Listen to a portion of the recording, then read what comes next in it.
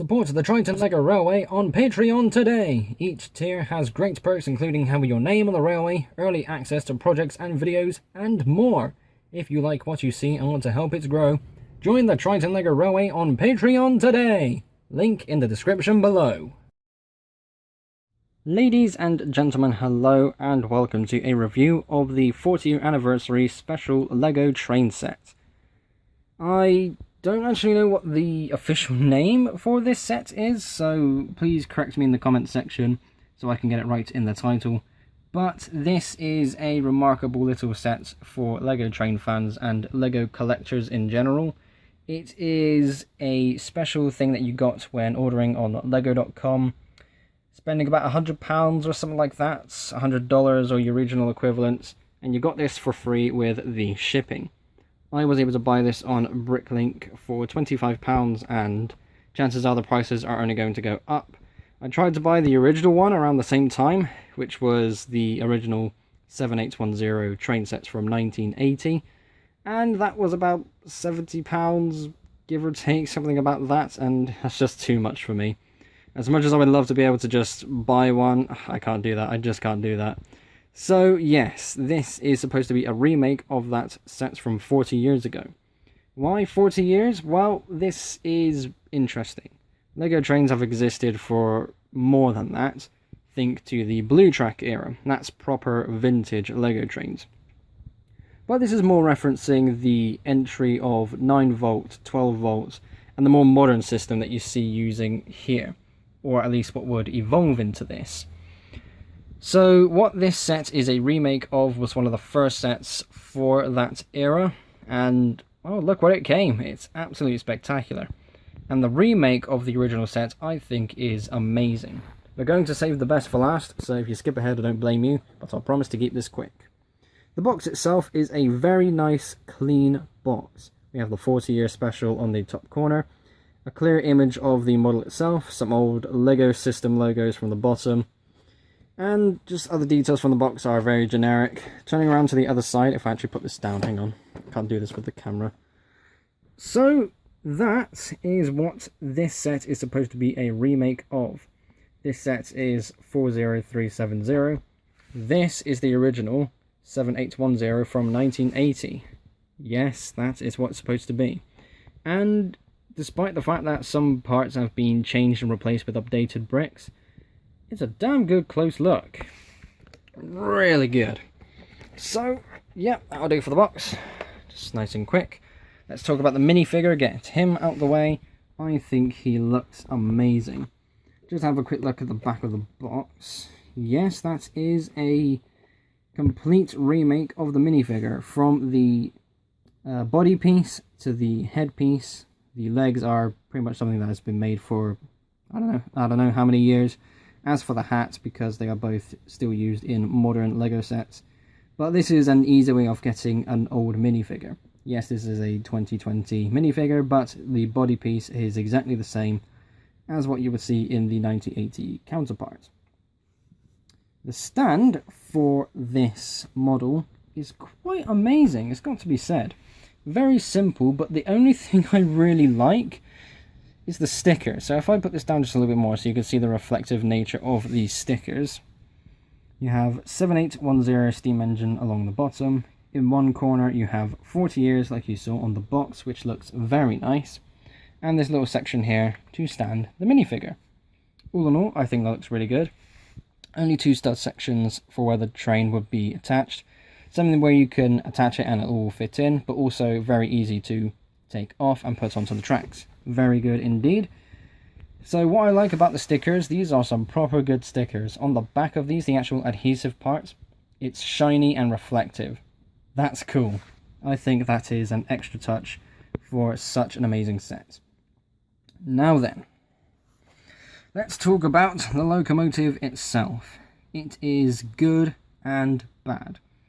What do I mean? Well, let's talk about the bad parts. There are only 2 standout bad parts for me, in my opinion at least. Firstly, the wheels. This is, of course, an updated use of the wheels, as the ones from 40 years ago are no longer being made. These wheels, however, can't really be spaced apart any further than they are. they are rubbing against each other, and when you go to push them along the tracks, you can hear the friction between the wheels, and there's no sort of rolling space at all. So if I just go to push it, it will only move for that tiny little amount away from where my hand is, just because of how hard I pushed it. But it won't roll in the same way when you use other more modern wheels. That is because these wheels are really finicky. You can't space them out between each other, otherwise they don't go around points or corners. And that's a frustrating thing for me, because if I'm going to build a Lego train, it's got to go around points and corners. Because whilst you can have a layout, I suppose that's more like a diorama? Is that what it's called? Where you have basically just a bunch of straight tracks, you've got a hill in the background, you've got other sort of layout details, but there's no loop. You can't put this on a loop if the wheels, I should say, are spaced out. I also tried to put a magnet on the buffers. So this isn't the reuse of old buffers, this is just brick built, which I think looks amazing. If I turn this upside down, you might be able to see that just a little bit better. So yeah, there we go. So you can see use of Technic bricks, some tiles and other related pieces. It looks really good for how close it resembles the buffers, but in the center you can't attach a magnet. Well, technically you can, but let me rephrase that. You can attach a magnet, but it will not turn, it will not move, it will stay facing centered and straightforward, and whilst you could attach rolling stock to it, you're not going around corners because the magnet will detach because it has no flexibility. That is a real shame. I can understand why they wouldn't bring it, whilst I suppose you could bring the magnet piece forward by one to make it more free moving, but the whole overall shape there with what that's supposed to look like is supposed to represent what those buffers looked like way back when. Obviously the modern buffers nowadays have the magnets as part of the buffer piece, so I suppose you could change them out if you really wanted to. After all, this would be your set if you had one for yourself, but I'm going to keep it as is, and I will just keep this as a showpiece, which is a bit of a shame. I would love to be able to make this more usable on my Lego Railway, but it would be modified too much and I don't really want to do that. But besides those two, it's a very good looking piece. All the bricks, well, I shouldn't say all the bricks, most of the bricks that were used in the original model are being used here. The shape of the boiler, the shape of the cab, all of these pieces along the top, including the funnel, all look really good. It is a remarkable looking piece, and of course some of the stickers are, I wouldn't say reused, but they've, well, remade them. Yeah, that's the word I should say. Again, these have a reflective adhesive point on the back, and it looks gorgeous. These are some high detailed stickers. There's one thing I need to point out, which you won't be able to see. I'm going to swap hands with the camera. Here we go. So inside, you can see the little sticker there. Again, a nod to the simple details on the original model. But inside, underneath where the kind of top half of the boiler is, there's a massive gap. That is a nod to the fact that 40 years ago, you could replace those wheels and put in a motor. That is very cool.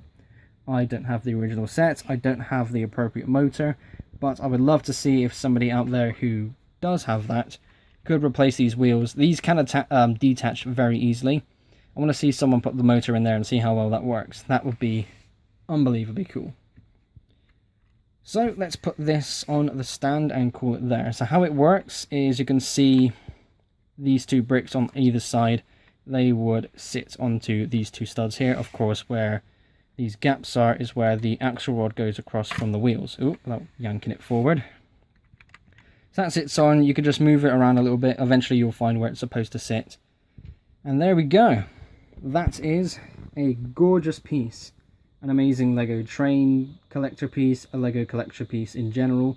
It is very nice nonetheless. So that is my review of the 2020 40-year anniversary Lego train set. Ladies and gentlemen, thank you all ever so much for watching. Be sure to like and subscribe if you haven't already. I shall see you all in the next episode. Bye.